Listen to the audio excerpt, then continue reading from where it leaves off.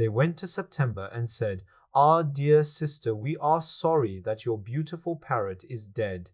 We have pet birds and you don't. So we want to buy you a new, nice green and yellow parrot." "Thank you, but I don't want a parrot. I have a pet bird who sings wonderful songs to me."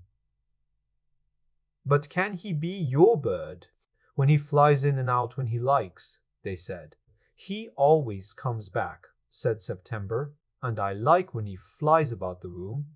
"You can never be sure. You must put him into the cage," the 8 princesses said, and walked out of the room.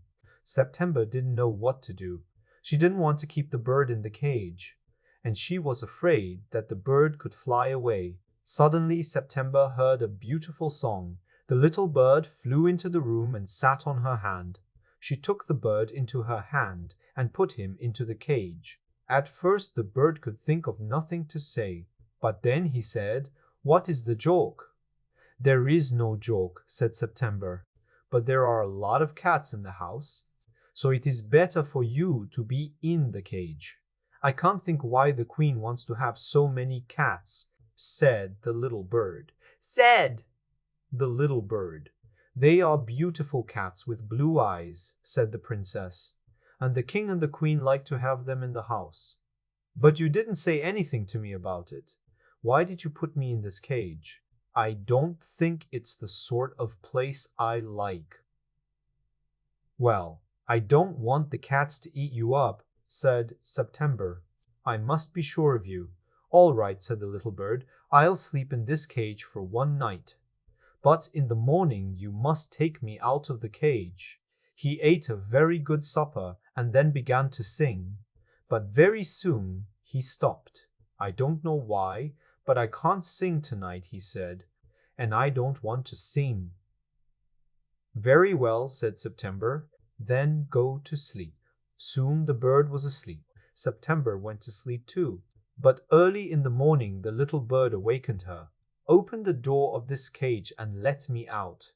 I want to have a good fly while the dew is still on the ground." "No, it's better for you to be where you are," said September. "You have a beautiful golden cage. It's the best cage in the world. Let me out, please." "Let me out," said the little bird. He tried to get out of the cage, but of course he couldn't. He tried his best to open the door of the cage, but he couldn't open it. Then the 8 princesses came in and looked at him. They told September that it was very clever of her to keep the bird in the cage. The little bird said nothing when they were in the room, but when they went out, he said again and again, "Let me out! Let me out! Don't say that. I keep you in the cage only because I am fond of you. I know better than you do what is good for you and what is bad for you. Sing me a song, and I shall give you some sweets," said September. But the little bird looked out of the cage at the blue sky and didn't want to sing. He didn't sing all day. "Why don't you sing?" asked September. "How can I sing?" answered the bird. "I want to see the trees and the flowers, the lakes and the rivers, the fields and the forests, the hills and the mountains." "If that's all you want, I'll take you for a walk," said September. She took the cage with the bird in it and went out. She walked down to the lake. They saw a lot of flowers and trees there. "I'll take you out for a walk every day," said September. "I love you, and I only want to make you happy." "It's a different thing," said the little bird. "The fields and the forests, the lakes and the rivers, the trees and the flowers, the hills and the mountains look different when you look at them out of the cage." September said nothing. She brought him home again and gave him his supper, but he didn't eat anything. September didn't know what to do. Then she asked her sisters to help her as they were older than she was. "You must keep him in the cage," they said. "It will do him good, but he doesn't eat anything." "He will die," said September. "He must know that you are thinking only of how to do him good," they said. September said nothing, but she thought, "I think the little bird will be better tomorrow." The next day, when September got up, She said good morning to the little bird, but she got no answer. She jumped out of her bed and ran to the cage. When she saw the bird, she began to cry. The little bird's eyes were closed. September thought that he was dead.